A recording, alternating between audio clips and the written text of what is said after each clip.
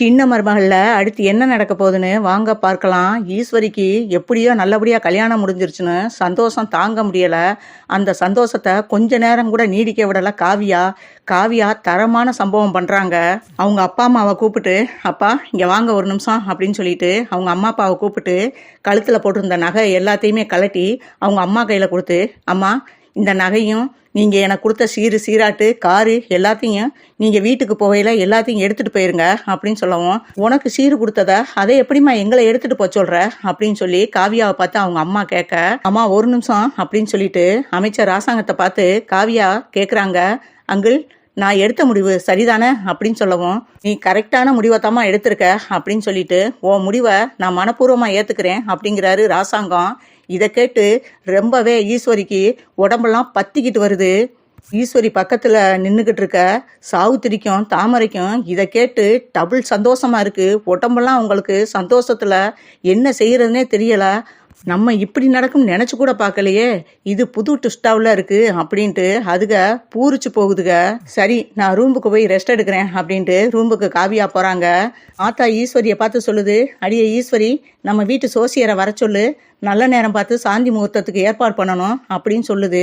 சரிங்கத்த நான் ஏற்பாடு பண்ணுறேன் அப்படின்னு சொல்லிட்டு ஈஸ்வரி எல்லா ஏற்பாடும் பண்ணிக்கிட்டு இருக்கு. ஆனால் அதுக்கு மனசே இல்லை. இவ்வளவு சீரையும் அவள் அனுப்பி விட்டுட்டாலே, நம்ம எவ்வளவுலாம் கனவு கண்டுக்கிட்டு இருந்தோம், இப்படி பண்ணிட்டாலே காவியா அப்படின்னு சொல்லிட்டு மனசுக்குள்ளே குமுறிக்கிட்டு கிடக்கு ஈஸ்வரி. நைட் ஆயிருது, ரூமுக்கு வர்றாங்க. ரூம்பு ஃபுல்லாக ஒரே அலங்காரமாக இருக்குது. அதை பார்த்துட்டு கடுப்பாகிறாங்க காவியா. எதுக்கு இவ்வளோ அலங்காரம் பண்ணி வச்சுருக்காங்க, எனக்கு என்ன இதை பிடிச்சாவா அந்த கல்யாணத்தை பண்ணிக்கிட்டேன், ஏன் தான் இப்படி நடந்துக்கிட்டாங்களோ அப்படின்னு சொல்லிட்டு கொஞ்சம் வீட்டில் உள்ளவங்க மேலே வெறுப்பாகவும் இருக்குது காவியாவுக்கு. அந்த நேரம் பார்த்து ஈஸ்வரியும் போசும் உள்ளே வர்றாங்க. காவியாவை பார்த்து ஈஸ்வரி கேட்குது, என்ன காவியா இப்படி பண்ணிட்ட, கொடுத்து விட்ட சீராட்டையெல்லாம் உங்கள் அப்பாவும் அம்மாட்டையும் சொல்லி உடனே அனுப்பி வச்சுட்ட, ஏன் காவியா இப்படி பண்ண அப்படின்னு நல்ல புள்ள மாதிரி பேசுது. காவியா ஈஸ்வரியை பார்த்து கேட்குறாங்க, எப்படி இப்படி மனசாட்சி இல்லாமல் பேசுகிற, நீ உன் மகனை ஒழுக்கமாக பெற்று வச்சுட்ட, இதில் சீராட்டும் ஒரு கேடு அப்படின்னு சொல்லி காவியா திட்டுறாங்க. இங்கே பாருடி, இதுக்கு முன்னாடி வேணா நீ எம்எல்ஏ மகளாக இருக்கலாம், இப்போ 1000 இருந்தாலும் போஸுக்கு நீ கழுத்தை நீட்டிட்ட, இப்போ அவனுடைய மனைவி, அது உன் மனசில் இருக்கட்டும். அப்படிப்பட்டவ எனக்கு இந்த கல்யாணத்தில் இஷ்டம் இல்லைன்னு சொல்லிட்டு போயிருக்க வேண்டியதானே, அதை விட்டுவிட்டு அவனுக்கு கழுத்தையும் நீட்டி அவன் கட்டின தாலியும் கழுத்தில் வாங்கிக்கிருவ, கொண்டு வந்த சீரையும் கொடுத்து அனுப்பிடுவ. வெறும் ஆளை கல்யாணம் பண்ணுறதுக்கா நானும் என் மகனும் இவ்வளோ கஷ்டப்பட்டோம். உன் பணத்துக்கும் நகைக்கும் ஆசைப்பட்டு தாண்டி என் மகனுக்கு உன்னைய பேசி முடிச்சது. இல்லைனா அவனுக்கு ஏன்டி 2ஆம் தரத்து பொண்ணை என் பையனுக்கு பேசி முடிக்க போகிறேன். பணங்காசோட வசதியோட வருவேன்னு பார்த்தா இப்போ எல்லாத்தையும் அனுப்பி விட்டுட்டு மறுபடியும் வெறாலா வந்து நிற்கிற, உனக்கு ஏன்டி நாங்கள் பயப்படணும் அப்படின்னு சொல்லி ரொம்பவே திமிரா பேசுது ஈஸ்வரி. இங்க பாரு, நான் காசு பணத்தை தான் திருப்பி அனுப்பிச்சிருக்கேன். இப்ப நினைச்சாலும் என்னால கொண்டு வர சொல்ல முடியும், எங்க அப்பா உடனே கொண்டு வந்து கொடுத்துருவாரு. ஆனா ஓ மகனுக்கு அந்த காசும் பணமும் சேரக்கூடாது. உழைப்புனா உன் பையனுக்கு என்னன்னு தெரியுமா, அடுத்தவங்க சொத்துக்கு ஏன் இப்படி நாயா அலைகிறீங்க அப்படின்னு சொல்லிட்டு ரொம்பவே காவியாவும் ஏத்து பேச ஆரம்பிக்குது. சட்டப்படி பார்த்தா உன் மகனும் நீயும் செஞ்ச தப்புக்கு உங்க 2 பேர்த்தையும் உள்ள தூக்கி போட்டிருக்கணும்.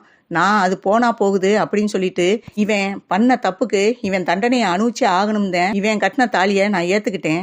இனிதான் இருக்கு உனக்கும் உன் மகனுக்கும் அப்படின்னு சொல்லி ரொம்பவே பேச ஆரம்பிக்கிறாங்க.